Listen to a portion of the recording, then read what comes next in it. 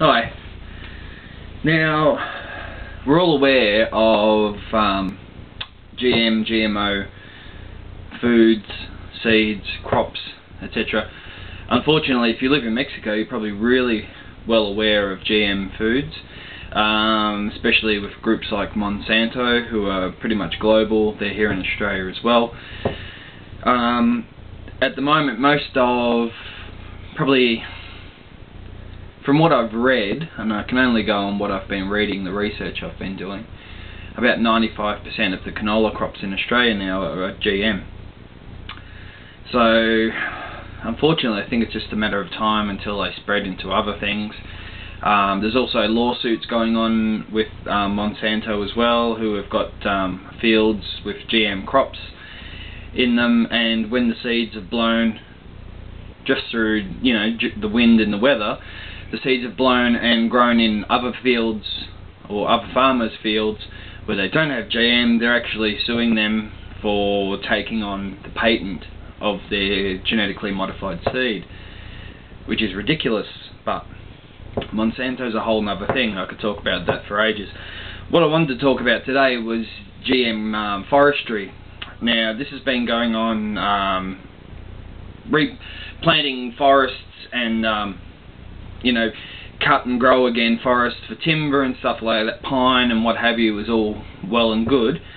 But there's always been a bit of a debate with GM in regards to the fact that people don't know any of the long-term effects of it. So we're kind of getting that there's always for and against everything. The for with GM is, well, I'm against it, but the for is that, it's resilient to pests and diseases and what have you, more so than a general crop. Germination is generally better than a normal crop, although that's arguable. And with the Monsanto brand of crops, you could plant, say, corn, for example, and grow it in the field, and then you could spray that whole field with herbicide, Roundup, which is another Monsanto product, for example, and that'll kill all the weeds and everything, but it won't affect the crop, even though the crop is taking on all of those chemicals, a lot of which have been linked to diseases like cancer. So they aren't affected by them, but they're still taking them on, growing, going into the market, and we're eating them, or people are eating them. Now, the forestry part of things, there's been a lot going on in Tasmania the last few years, in the sense that Tasmania is pretty much one of the last true wildernesses in Australia. Now, apart from the fact that they're cutting down old growth forests to produce things like toilet paper overseas, which is ridiculous. You've got a tree that's been growing for hundreds of years and you're going to cut it down and shred it, pulp it, and turn it into something that someone's going to wipe their ass on. It's just insane.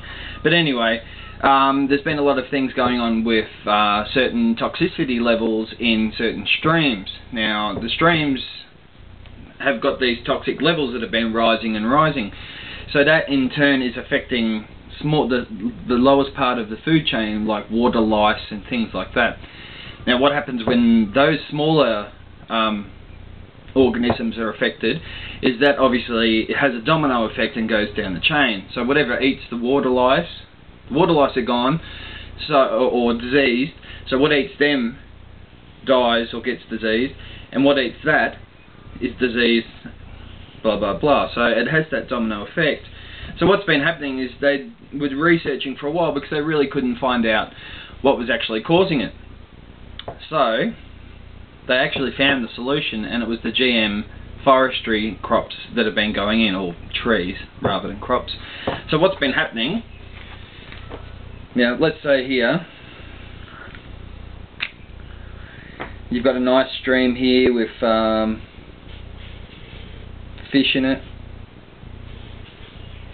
and that's all good, and they're all nice and happy, and small crustaceans, water lice, all that kind of stuff. So they have let's say a hill or embankment or field or whatever, Now they plant these trees, which are the GM trees. Now because of the genetic modification of those trees and the cells in the trees, they're actually giving off toxic chemicals. So you might as well have a factory there pumping its waste into the stream. So it rains, trees grow, they give off these chemicals that just with the water flow follow the lay of the land. They go into the stream. The smaller organisms are affected by that. What eats those are affected by that down the line to the top of the line of the stream, which is your fish, generally trout and what have you. So they're all affected. They die off. The stream becomes lifeless. Algae and other things start to form in it, and it just becomes, even though it's a flowing stream, might as well be a stagnant stream. It's just sitting there with all of these high toxic levels just building up in it, and unfortunately because it is a stream and it's flowing, they go down and affect the whole waterway down there. So I've got a real problem with that. I've been writing to different places, forestry and what have you. No one seems to want to reply.